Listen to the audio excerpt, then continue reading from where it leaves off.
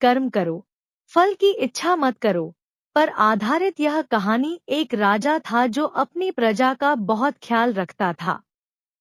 वह अपनी प्रजा के बीच जाता और उनकी समस्याओं को सुनता था।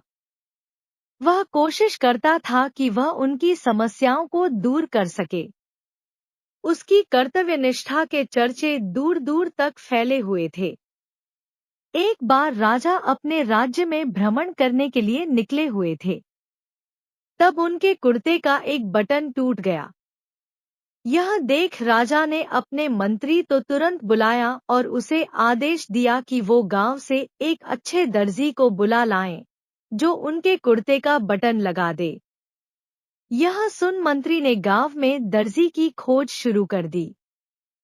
संयोग से उन्हें एक दर्जी भी मिल गया। गांव में उसकी एक छोटी सी दुकान थी। उस दर्जी को जल्दी ही राजा के पास लाया गया। उस दर्जी से राजा ने कहा कि क्या वो उसके कुर्ते के बटन सिल सकता है। दर्जी ने कहा कि यह तो बड़ा ही आसान काम है। दर्जी ने अपने थैले से धागा निकाला और कुर्ते का बटन लगा दिया। राजा बेहद खुश हुआ और उससे पूछा कि वो उन्हें कितने पैसे दे। इस पर दर्जी ने कहा कि इतने से काम के लिए वो पैसे नहीं ले सकता है। इस पर राजा ने कहा कि वो इसकी कीमत जरूर देंगे। दर्जी ने सोचा कि उसने तो बस धागा ही लगाया है, तो उसके 2 रुपए मांग लेता हूँ। फिर दर्जी ने सोचा कि कहीं राजा यह न सोचे कि इतने से काम के 2 रुपए तो गांव वालों से कितना पैसा लेता होगा। यह सब सोच समझकर दर्जी ने कहा कि वो अपनी इच्छा से जो भी देंगे वो ले लेगा।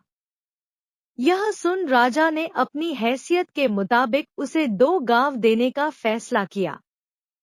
राजा ने कहा कि कहीं समाज में उसका रुतबा छोटा न हो जाए, इसलिए उसने यह आदेश दिया। दर्जी ने मन में सोचा कि कहाँ तो वो 2 रुपए मांग रहा था और कहाँ वो 2 गांव का मालिक बन गया। सीख: इस कहानी से हमें यह सीख मिलती है कि हम सभी अपनी क्षमता के अनुसार सोचते हैं, लेकिन भगवान हमें अपने हिसाब से सब कुछ देते हैं।